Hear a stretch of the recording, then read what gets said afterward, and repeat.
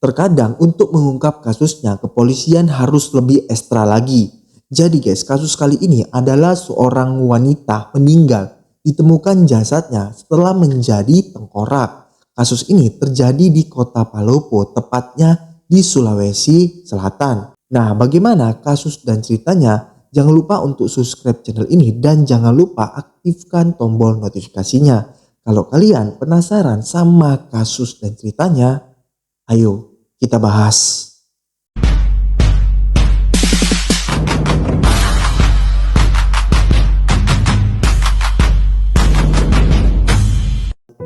Pada tanggal 27 Januari 2024, seorang wanita cantik bernama Feni Ere yang bekerja sebagai sales mobil hilang tidak ada kabar.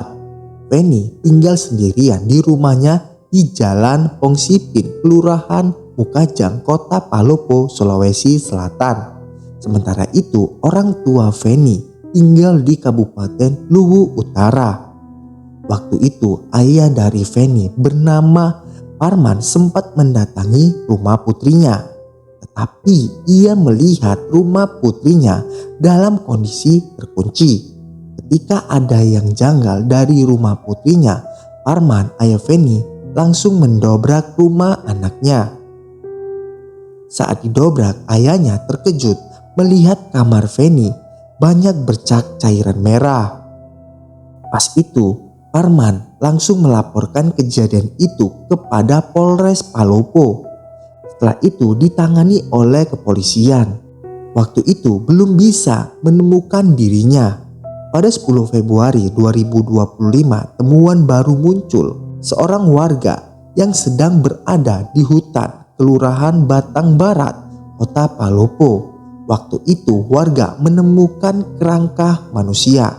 Diduga kerangka tersebut adalah kerangka Feni Ere. Akan tetapi Feni Ere ditemukan dalam kondisi sudah tidak bernyawa lagi, alias tinggal tengkorak. Awal mula polisi kesulitan mengidentifikasikan tengkorak tersebut. Pihak kepolisian lantas melakukan otopsi dan pemeriksaan DNA kepada kerangka serta keluarga yang merasa kehilangan anaknya, termasuk ayah Feni Ere bernama Parman. Jelas kerangka itu diduga adalah kerangka Feni Ere. Sementara itu, kepolisian telah memeriksa 10 saksi dalam kasus pembunuhan dan hilangnya Feni Ere. Semua saksi yang diperiksa adalah terakhir kali bertemu Feni Ere. Nah, setelah polisi memeriksa 10 saksi, belum ada yang bisa dijadikan tersangka. Bahkan polisi kesulitan ini siapa dalam kasus pembunuhan Feni Ere. Tapi namanya juga sepandai-pandainya tupai melompat pasti bakalan ketahuan. Dalam salah satu kecurigaan polisi buktinya pada tali yang digunakan untuk mengikat jasad Feni Ere. Nah, tali ini bertulisan anak pencinta alam atau bagaimana tali itu melambangkan anak pencinta alam. Nah, dugaan ini muncul pada seorang pria yang tergabung dalam kelompok tersebut. Kecurigaan itu mengarah kepada seorang pria yang tidak lain adalah teman tongkrongan ayah Feni Ere. Setelah pelaku diidentifikasikan, pria ini bernama Ama berhasil ditangkap di sebuah rumah dekat tempat kerjanya di Luwu Utara pada 20 Maret 2025. Nah, jadi ini kronologinya guys. Setelah diminta keterangan oleh kepolisian, Ama mengakui perbuatan bejatnya itu. Ama menjelaskan bagaimana dia menghabisi Feni Ere. Pada 24 Januari 2024, Ama berkumpul bersama teman-temannya di simpang rumah dekat Feni Ere. Mereka nongkrong sambil mengonsumsi minuman beralkohol. Setelah itu, Ama mengantar temannya ke asrama Kodim dan memarkirkan kendaraannya di sana. Waktu itu, Ama berjalan kaki menuju rumah Feni Ere. Setibanya di lokasi, Ama masuk ke rumah korban dengan cara memanjat tembok kamar mandi. Lalu Ama masuk ke dalam kamar rumah Feni Ere. Saat itu Feni Ere berteriak meminta tolong. Tapi Ama langsung mengikat mulut Feni Ere dengan celana legging agar tidak bisa teriak lagi. Seketika Ama langsung merudal paksa dan memperkaos Feni Ere. Ama waktu itu sempat diajak ngobrol agar pandangannya tidak terfokus lagi. Saat Ama lengah, Feni Ere berusaha lari tapi digagalkan oleh pelaku. Ama pada saat itu menariknya ke kamar lagi. Di dalam kamar, Feni Ere memberontak sehingga membuat pelaku emosi. Pelaku kemudian membenturkan kepala korban hingga mengeluarkan cairan merah.